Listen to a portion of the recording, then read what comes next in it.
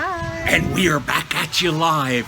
We've done the reveal show, and we decided to forego the chilled wine awaiting us in the fridge because it wasn't very chilled. We just put it in half an hour So ago. instead, we decided to go with Chile instead of chilled. Instead of Chile, yes. So let's have a little sippy. A little sippy first. The important thing. Cheers. Cheers. Mm-hmm.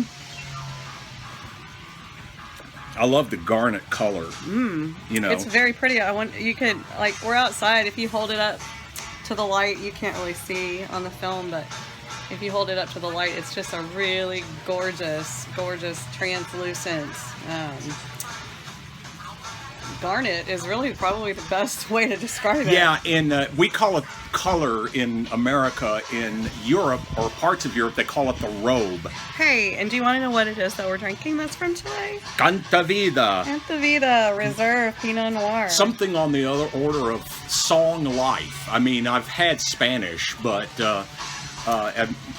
I have to do things I have to kind of translate literally. So now we have the barcode brought to you by Walt, Walt, who texted me earlier about one of my favorite ball players. You Darvish on the bump tonight, and I said, "You so right." That's right. Anyway, so this is Chilean Pinot Noir. Mm-hmm. Oh yeah, there's that pepper. There's that pepper. It's a little bit chewy. A little bit, but that's good. Chewy is always a little Chewy good. doesn't mean chewy. Not that chewy. Chewy. It kind of, it's like a mouthfeel, I guess you would say. If it feels like you'd want to chew when you drink it, they call it chewy. Makes sense to me. I think they're right on with the label notes. I definitely detect strawberry. It's It does have that tartness like a strawberry. it's kind of like, or you know what else it could be? A cherry vanilla Coke kind of taste. Or cherry vanilla Dr. Pepper. That's what it looks like. It looks like Dr. Pepper. Yes, if it you hold does. It up. Oh Yes, my it goodness. does. Yes, that's good. Who knew that Chileans like their Dr. Pepper? And the thing is that it is like like a lot of good reds. Pinot Noir will go with anything. It really will. In fact, we have one of our old longtime friends who, the last time I talked to him, the one red he will drink. He drinks a lot of white. The one red he will drink is Pinot Noir. And sometimes you go to, like, especially if you're traveling and you're staying in a hotel or something, and you're ordering room service or something, and they don't have a huge wine selection. It's always safe usually to go with a Pinot Noir. Yeah. Because for me, like, I'm mostly a white drinker. Everybody knows this, but, like, a lot of times... She likes her red, too. I like red, too.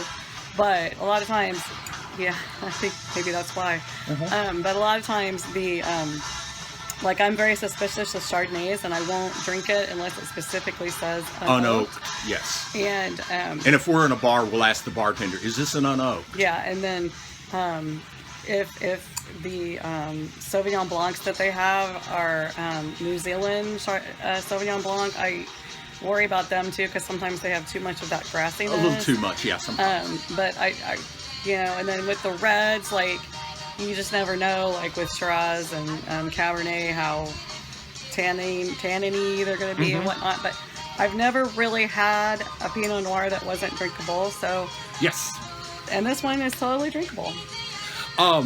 And a word on tonight's dinner that we're having, which is another good pairing with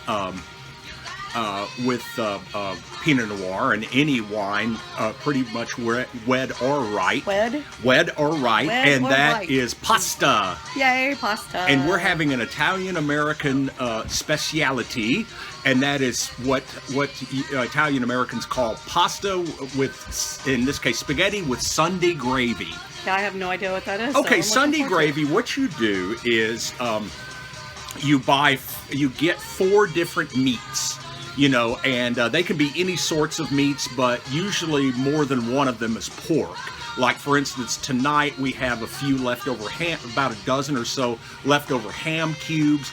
We have meatballs, we have pork shoulder, and we have boneless pork chops. Dang, it's all pork. It's all pork, yeah, yeah. Yeah, in fact, most of the recipes that I've seen for Sunday gravy are all pork. And what they do is they cook it, they cook the meat, saute them, and then cook them for a while in a tomato sauce, you know. And then what they do is in true Italian American households, they will have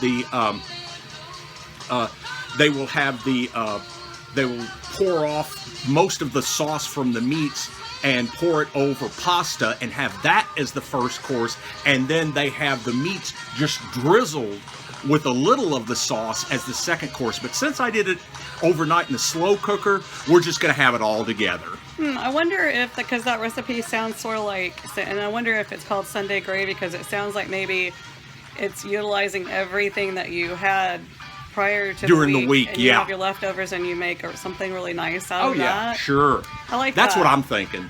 I like that because that sounds very Italian homey, right? Because they're very family focused. Very family focused. Share the table. Some of the best. Drink a lot of wine. One of the very, very, very best cuisines in the world. You know, everybody can agree on Italian. They may like Italian and something. Their two favorite cuisines may be Italian and Mexican, Italian and American, Italian and Texan or whatever. But Italian will almost certainly be one of the two. Oh, here's a funny story. One of the business analysts I work with at work, his name is Adil. And he's one of these guys who, Adil. So anyway, He's Go not ahead. a pickle. He's from, I can't remember where he's from. Pakistan, maybe. I don't know where he's from. Anyway, Adil, very nice guy. So he is one of these people that save up all their miles on their reward cards, right? And they do a round-the-world trip periodically. So he did this round-the-world trip, and he spent, like, I want to say, like 36 hours in Japan or something, and he went to our office there in Japan and met with them there, and they took him out to lunch in Japan. Do you know where they went? Italian restaurant. Oh yeah, yeah. The thing is that when everybody loves Italian food, you just can't help it. And that's the thing is, remember the original Top Chef Japanese Yes, show it had did, a Top Italian. Chef Italian. That was so awesome. Yeah, very much so. So apparently they're very up on Italian cuisine there in Japan. They're most of the places are very up on most cuisines. They always, generally speaking, most places like India tend to favor their own, but luckily, you know, there's been enough other influence over the years to where the more American ones, like Mindy Kaling per se, probably knows quite her way around. I like her. She is. But yeah, her show is very funny. She loves to watch it. I love to watch her. So, anyway, hey, you might have noticed by some of the ambient sound that we're on our patio, if you hadn't already noticed, because we're in front of our bricks. Here are our bricks. But I want to show you our waterfalls really quick. Yes. Because it's getting to be, you know, the time of year to where we can be outside a lot more. So there's our beautiful waterfall. And at some point in time, we'll show you her special wine iPhone case. Yeah, which is it's actually on my phone encasing right this now. one. But it's a wine glass with It's about really half cute. full of red, If you're and it on- sloshes around. If you're on Facebook at all or other social media and you're into wine at all, You can put it on Pinterest. well, you probably actually get this advertisement in your feed a lot because that's where I found it. Actually, it started coming up in my feed. I want to readjust this. There we go. So, I don't know. It sounds like I've got some kind of sinus thing going on, but I don't feel like it. It just kind of sounds that way. No, it must just be sounds a my little throat. bit like that, but that's fine. It is the Or season maybe for it's just sinuses. my raspy voice. And with that, it's time to say goodbye to another edition of the Wine O'Clock Report. Okay, that was about 8 different accents all in one sentence. Yeah, don't you love actors? Yes. I Anyway. also speak the finest French. I've had Oh, the finest French whoa. Inspector Clouseau. That was French? That was French. Sort He of. can speak all of the accents all at once. It's awesome. The problem is that if you're an actor, the first thing that goes not the ability really. The first thing that goes the accents, and then you got to kind of work at them a little bit to kind of loosen them up a little bit, get back into them. Okay. Anyway, so bye. Bye, and you we later. will see you next time, whenever that is. Maybe next week. Maybe next week. Maybe on Tuesday night. Maybe Or- a special. or Wednesday. Maybe a More likely special. Wednesday. Yeah. Maybe a special. Maybe a live feed. Could be. Watch for us. Will be. Bye. Bye.